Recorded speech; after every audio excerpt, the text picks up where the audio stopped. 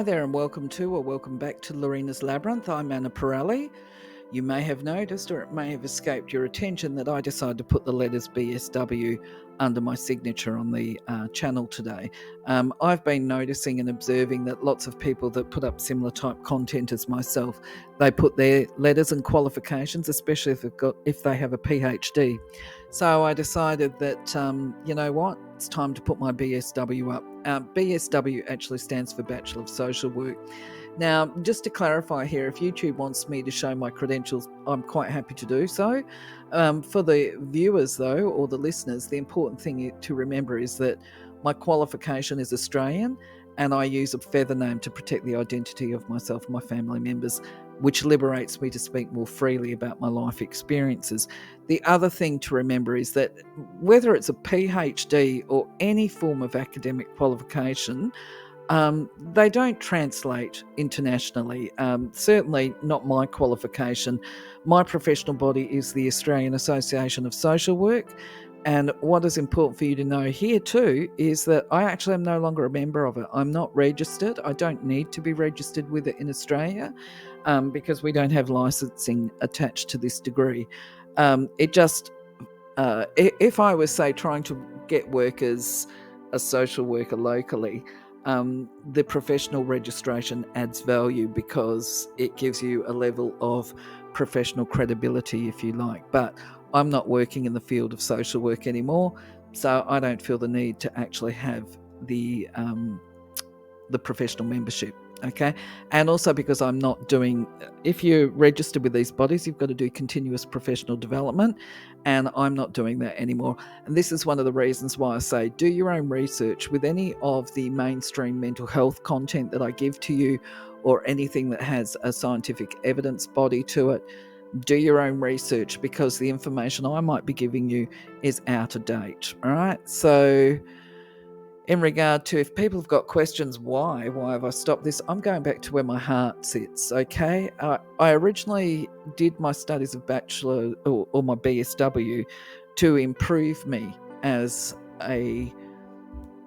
being able to help the clients that I work with. I had a lot of traumatized clients come to me, and I wanted to be able to offer them practical assistance instead of like being limited to just, I'll send you healing, which to me in my ear sounds a bit like, oh, how terrible, I'll pray for you. I was able to recognize that people who are struggling, they often want more than that. Anyway, enough of waffling from me. In the meantime, I do hope that life's been kind to you over the last week, that nothing has been too difficult. I've seen that the weather has been quite cold in some places around the world, and here in Australia, certainly Perth, it's been really pleasant. There were a couple of scorches and a few bushfires a few weeks ago, but right now the weather is beautiful. Instead of going through the usual process, I'm going to talk about technology first, because bottom line, it has been an absolute nightmare this week.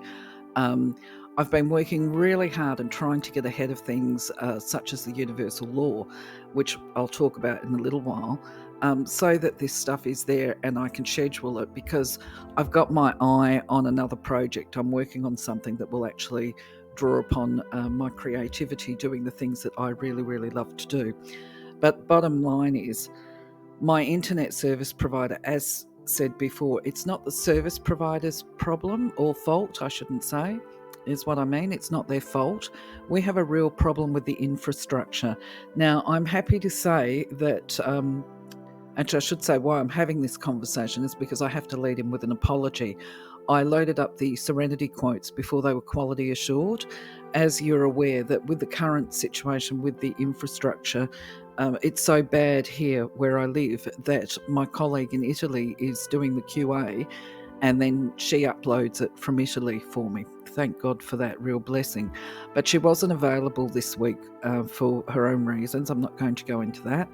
And I, of course, was impatient because I've done I want to have the quotes loaded on a Wednesday, and I want to be able to see that the healing and strategy goes up on a Friday, things like this. And so I loaded content before it had been quality approved, and I did it without her help. Now, of course, we've paid the price for that, and I'm so sorry. because I wasn't able to check and see that there was issues with the quote. So they've now been removed and re-uploaded. Oh my God, anyway, what a nightmare. So to bring you up to speed with what's happening with the technology, it is still really bad, but interestingly, I got a phone call from my ISP, which is my internet service provider, saying the government has recognised that in the area that I live, which incidentally is quite close to the city centre of Perth, that it is completely inadequate. So they're going to be upgrading. So the Australians will understand this, people overseas won't. When they introduced the current, we call it NBN, National Broadband something or other. When they introduced that some years ago and they were talking about it, they were saying that we need to have optical fibre lines. And what happened was there was a change of government and they decided that actually it was too expensive a project, because Australia is a very large country, but it's not densely populated. So a lot of the time our infrastructure is a consequence of funding and viability. But anyway, the next government decided that we didn't need optical fibre. It was too expensive. They were going to put in copper wiring, which is what I went for. I went for the best that was available at the time, which is clearly completely inadequate. So anyway, bottom line is the government has recognised there's a real problem and they're going to be doing upgrades. Now, to my provider's credit, they're actually sending somebody around this Sunday to review viability of connecting, but I don't know how long it'll be before I'm on the optical fibre. And in the meantime, it's going to be a real case that this lady in Italy actually has to keep looking at my stuff and working with me just to get the content up. And because we're actually working on an independent project together, it's just very, very painful as experiences go, because it's probably taking her about 10 hours a week to QA the content that I'm working on. And then, of course, I'm dedicating a lot of hours to creating the content, just to have consistency here on the channel. So I'm going to continue doing this because obviously for me, the channel is about sharing information for you guys and opening discussion points. But anyway, that's where we're at with it. So my apologies for the inconvenience. If it's painful for you, I can assure you it's very painful on our side of the fence as well. But hopefully we'll see a change in the near future. I've also changed things around this week in that I'm putting up, instead of the video on spiritual boundaries that I was going to put up, I'm doing one on Reiki, or I've done one on Reiki, which you will have seen. And the reason I did that was because I actually received a contact from somebody asking if I would be going back into teaching Reiki to people because they wanted me to teach them. So the answer to her was, and this remains the same for everybody that might be viewing the channel at the moment, I'm not currently intending to deliver Reiki teaching, not at the moment, for the simple reason that I also have to prepare for it. There's stuff that I've got to do as far as revisiting my manuals to prepare them, because I give people manuals and they really need to be updated as well. Now, the other thing is too, I feel that to be able to do it well as a Reiki teacher, that I need to work on my own energy, if you like, and to focus my attention on that to be able to deliver a quality service. So there is delays for that. But what I'm thinking about, because I've had this contact from her, is I'm going to explore how I can actually deliver this to people online in a responsible way, because obviously ethics and integrity is really important to me. The other thing that I've got to look at if I start delivering Reiki teaching through the YouTube channel as well is how I'm going to provide that support that a teacher should be providing to people once you do the attunements. But I've also come to realise through doing the Reiki presentation that actually it's really important that people learn the strategy and technique to heal themselves and balance their own energies. And now would be a really good time to introduce people. So where originally the concepts of teaching people how to do Reiki for themselves, not distance, and not teaching people to be teachers, that's not my priority at the moment, but teaching people how they can actually use Reiki energy to improve their own lifestyles is coming to the fore again for me, where I'm considering making that a priority going into the future. Now, this might involve this might involve me doing separate conferences. It might be a case that I've got to look at the YouTube channel and have a membership only section for people that I'm supporting and mentoring to use Reiki. I have a look at the video anyway, because I give you some background and some history on it. But what else can I say about this? It is definitely the best thing I believe that anybody can do as far as promoting their own self-awareness and increasing their vibration, if you know what those terms mean these days. If you don't, go and have a look at the aura and chakra sections, because I can honestly say that my life took off energetically and consciously after that. Doesn't mean that I didn't have challenges, because I certainly have. That would be an understatement. But what it means is that I have a greater awareness, and historically I've been able to go with the flow a bit better than if I hadn't been doing this Reiki energy work over the years. So anyway, without talking too much about Reiki itself at the moment, if there are people that have known me for a long time on Facebook or personally, they will be aware that I am a believer in certain things being given for free to people, or at least to keep prices to a minimum so they're accessible for everybody. So knowing myself, what I think I will end up doing is offering Reiki 1 attunements for free. But I'll look more at that as it gets closer to the time. And if it's not for free, it might be by donation or for a very minimal tokenistic amount to cover the cost of doing the manuals and that kind of thing. But definitely, yeah, my intention is there to actually help people help themselves as a priority.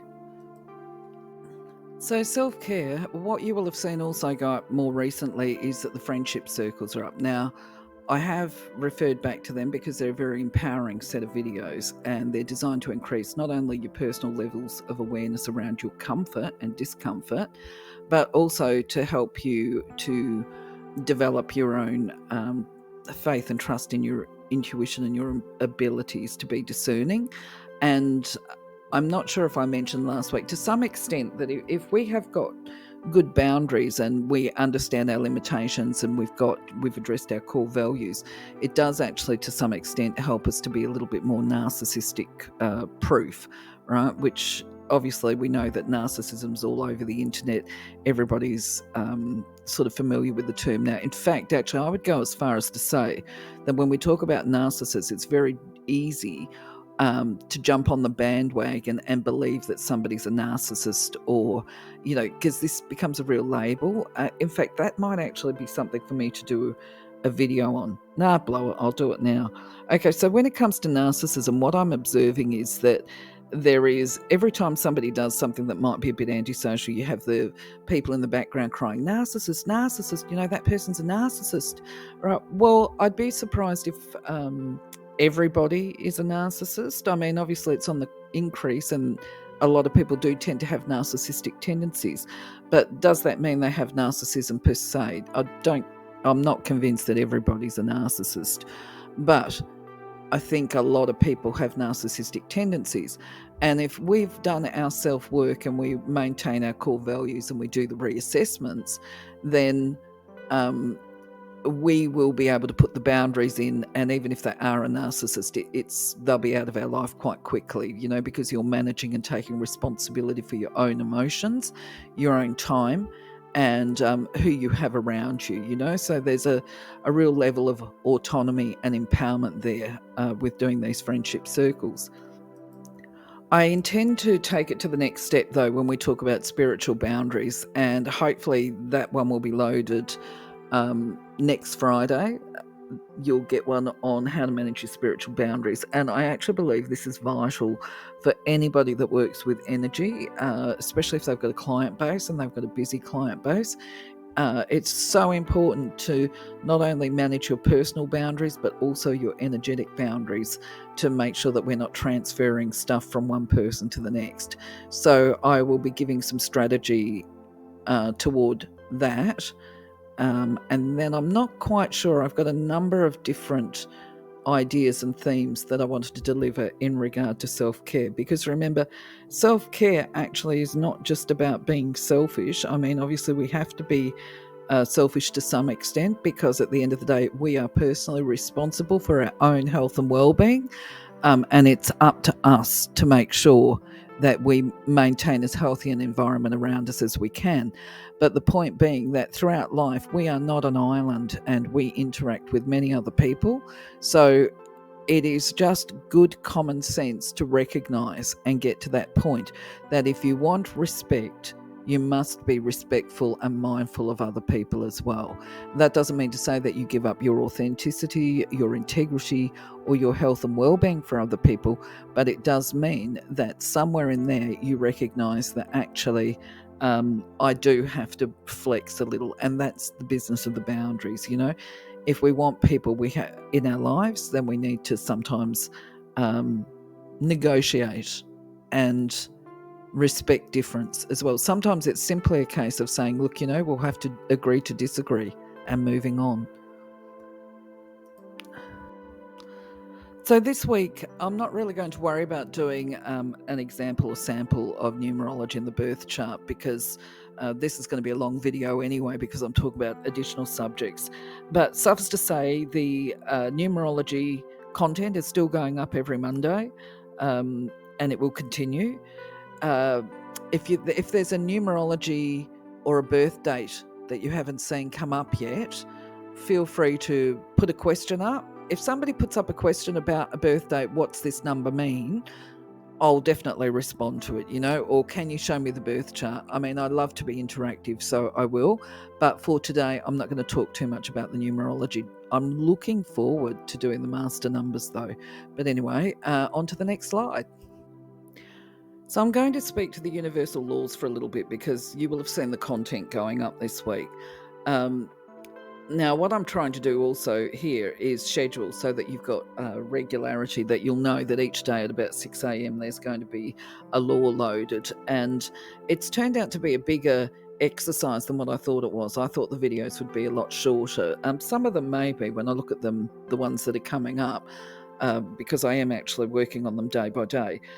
But it is a bigger exercise, and I just want to share with you that my feelings around it, or around the subject and content matter that I'm putting up, is it's been quite enlightening for me. It's also been a bit healing, because I've been revisiting stuff of the past, if you like. Now, as I said, at the time that I wrote my original document, I say mine because I'm pretty sure there must be others out there. It's just that I recognise my writing because of typos, and because historically I am that is the documents that you see around is a reflection of the fact that I am a fire sign, but I'm also a cusp. Okay, so I have that passion and enthusiasm combined with frustration, and I'm not proud to say this. This is really just knowing your limitations. I have a lot of ideas, and this is probably why the QA lady in Italy is really good, is because I'm the ideas person. I'll take it to a certain extent, but I like somebody else to come in and finish and complete it, because I will look at something and just go, oh, well, it's got typo in it. Who cares? It doesn't matter. And this is why I can recognize my own work, and also grammatical errors. It's where I've become complacent. It's the idea that's there, and I run with it to a certain extent. I go, yeah. So in many ways, an attribute there is near enough as good enough, right? But I just want to put into perspective here that that document that I'm referring to actually goes back to about I would say 2004, 2005, and that was before I attended university and before I was even aware of things such as intellectual property and that. So I don't claim to be the original ideas person behind the universal laws. What I'm saying is the document that's being spread over the internet is my intellectual property. So bearing that in mind, when I go back and I look at these laws and I unpack them, that's about 18 years ago, really. We're looking at 17 years. And so when I have been looking at it, just to give you a laugh, right? As I've said to you, when I was playing with it, I found them and I experimented with automatic writing and channeling. And so when I'm reviewing these and I'm giving my opinions on them, I'm not actually opening up to do any form of spiritual work when I put these videos together around the universal laws. This is Anna sitting there looking at them and unpacking them today and giving my thoughts and this kind of thing around them. Now, what I will say is that I looked at some of them and I thought, oh my God, did I really? Could I have maybe I've been deluding myself. Maybe I was dreaming that, when I say that I put this stuff together, because it's just so outlandish from my own rational and logical perspective that I find it hard to believe in some of them that I actually had a part in this. And then as I've read along, I've seen a couple of them coming up now where it's like, oh yeah, no, that's me. I've put myself in there, and we could turn around and say that when I put myself in there, that I'm actually not being a pure channel. That's one way of thinking of it too. But also it shows my own limitations and understandings at the time. So it's a really good exercise for me as far as assessing my own personal development and growth over the last however many years. But on the other hand, it's actually really good for me to go back and revisit this stuff, because it is a reminder, if you like, but there is an underpinning rationale here that I think that you guys are going to appreciate, because it is me with all my flaws and humanity. I'm looking at this stuff and I'm remembering, and I still feel a bit the same way, guys. So this is a bit of a long thing, is I'm remembering at some point in my life, I was looking at all of this stuff and I thought, do I really need to know? Is it so important to know all this scientific physics stuff? Now, for some people it will be. I'm not putting you guys down, all right? If this is what blows your hair back and brings you joy and meaning to life for you to pursue things like the science, and I think it must be called quantum science, hats off to you. Everybody's got their own journey. I would suspect that the people that are really super interested in this stuff must be air signs, because that's the kind of, I suppose, way that I would expect them to act. But me being who I am and on my path, I know for me at some point in time that I decided I had no interest in knowing the ins and outs. We call it, actually, I'll be a bit crass, I was not interested in the ins and outs of a duck's bum as far as understanding the scientific meaning of universal processes. I reached the conclusion, and you guys might be the same at some point in time, that for me to attempt to pursue and get all this knowledge seemed a bit ego-based, all right? Because I had to stop and ask myself, why do I need to know? Why do I want to know all of this stuff? What is it going to achieve? How is it going to improve the quality of life for people? And for me, I realised it actually didn't really have any relevance to know all of this stuff, because I tend to be focused on my earthly path, because that's my path, okay? And the other thing is too that probably back in about 2002 it was, I think, I met a lady and she opened up a shop. Now this is going to be really egotistical. It's going to sound very egotistical, because that's where I was at the time.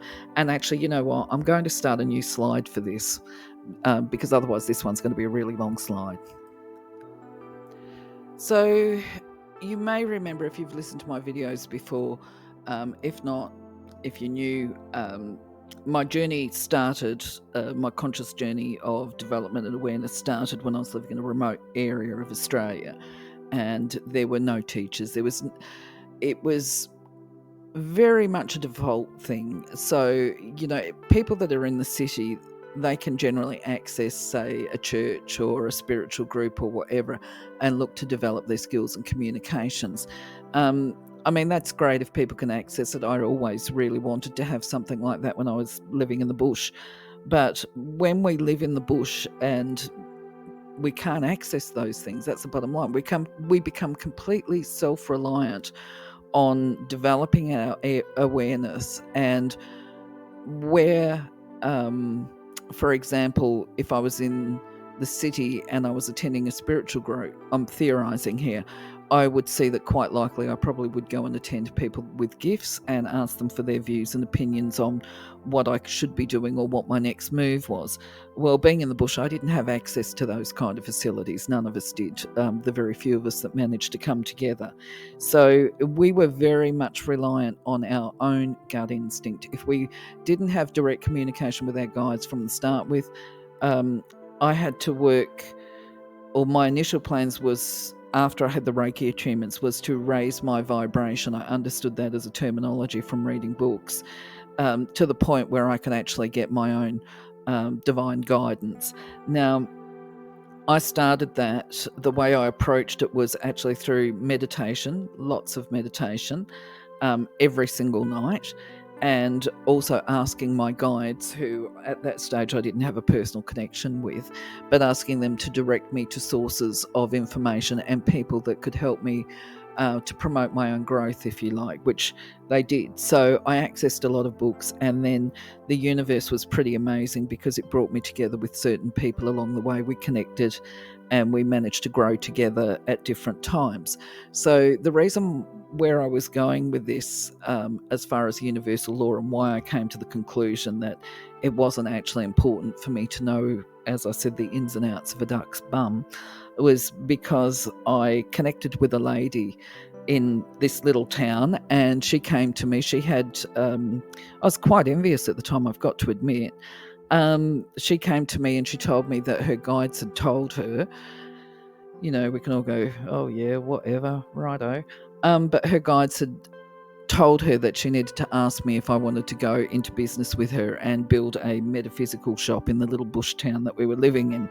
And now I declined because at that time I was working in law enforcement, interestingly, okay? And I was planning to build a law enforcement career, because I also recognised that you can be spiritual and still working in the mainstream, and you can approach your official duties with compassion and kindness in whatever you do.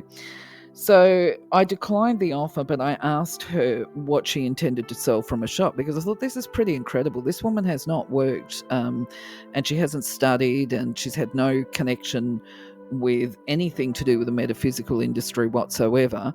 And I sort of thought to myself, well, what is she going to put in her shops? What, statues of angels or something like that? And I asked her, and she said to me, no, my guide has told me what products I need to buy and what I need to put in the shop and what will sell well and what won't. She said, so I'm just following my guide. And she said, but I'm being told that crystals will be part of it. I said, do you know anything about crystals? She said, no, I've never looked at them. Do you know anything about them? And I said, yes, I do. My house is full of them. And yeah, I was very much quite informed about crystals at the time. Anyway, I won't go down that rabbit warren. Where I'm saying that my ego came to the play was, I was concerned for her because I knew that she knew nothing about crystals, and I thought, I know exactly what's going to happen. On the day of her opening, everybody's going to rock up and they're all going to want to buy crystals, and she's going to be stuck. She's not going to be able to answer them. So I thought, I'll go along and I'll help her out. Right, that's ego, well-intentioned but egotistical. So I've popped along to a shop and I'm moseying through, just hovering in the background, talking to her in between customers. And of course, as I'm looking through the shelves, somebody comes in and they say to her they actually picked up a bit of soda light and a few other bits and pieces, and they walked up to the counter with her and they go, what's this used for? And she goes, oh, I don't know. And I thought, oh my God, as you do. I'll go over and I'll help her out. And before I go over to help her out, I see her. This is how she used to communicate with her guides. She would put a finger on her ear and she'd go, hang on a moment, I'm just getting something. Right. And she goes, oh, okay, yep, no, now I get it. She said, okay, no, you use that one for such and such. And yes.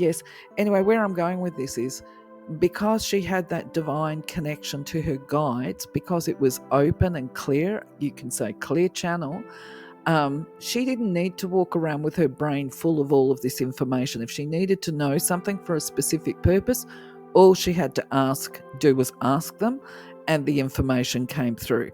So I observed it happen in a way that was flawless, And from there, that was actually before I started looking at spiritual law, but I started getting a headache about the spiritual law stuff because science is not my pathway. It's too complicated for me. You might be the same, but you might still find it interesting. And so the idea with the universal laws is go and have a look at them, take a look. It might be boring, it might not be your scene, it might open your mind up and expand your thinking. You might decide that actually you're like me and you don't need to know the ins and outs of a duck's bum. But the other thing is too, there is stuff that will be of value through it, right? Because there are 105 laws. It's not all about quantum physics type stuff. I'm looking forward to one. I've seen that there's one up, which is about divine decree. That's coming up in the near future. And that's about how to invoke and, I guess in a way we could say that's the magical aspect of it, of energy and spirit communication, all the rest of it. But anyway, that one's coming up and I look forward to doing that particular law and speaking to that. But the first ones are a little bit intense because a lot of it's to do with understanding language, because and I mean, even still, this is silly because when we're talking about universal laws, we're talking about a universal image, if you like, that goes beyond language, goes beyond English, goes beyond Indian. We're talking about a phenomena. And I don't believe words in any way, shape, or form will do justice to the phenomena that we're talking about. And this is why it's such a good discussion point. So I really hope that people will actually contribute to the discussion. But anyway, I shall leave that thought with you now, or these thoughts. So I guess the point that I was making with the divine communication and the knowledge and understanding is that I decided that the best thing that I could do for myself and the people that I work with was actually to enhance and fine-tune my capacity to communicate directly with my guides to get information as and when I needed it, if there was a crisis or whatever. And I've kind of maintained that since. And I guess the universal laws was the last time I really focused on the quest for knowledge stuff. Every now and again, I might, meet a brick wall as far as my understanding goes, and I will try and highlight and get communication or information at that stage. But most of the time, my focus these days is not knowing things for the sake of knowing them. I have no desire to be putting myself up there as an expert or an authority on any given thing. And I try to retain a level of humility going forward. Each to their own, though. I respect everybody's on their own journey, making their own choices for themselves. So for now, though, I'm going to close off because this has become a long video, and just let you know, look, next week I'll be looking at doing the art tutorials and going back to some semblance of normality, and hopefully things will improve with the technology and it will be less stressful and I'll be able to put more attention onto the content that I'm putting up. If there is anything that you want to know, though, let me know. Write a comment. I'm more than happy to help out. All right? Take care. Have a wonderful week, and I shall speak to you in the near future. Be blessed. Be safe. Bye-bye.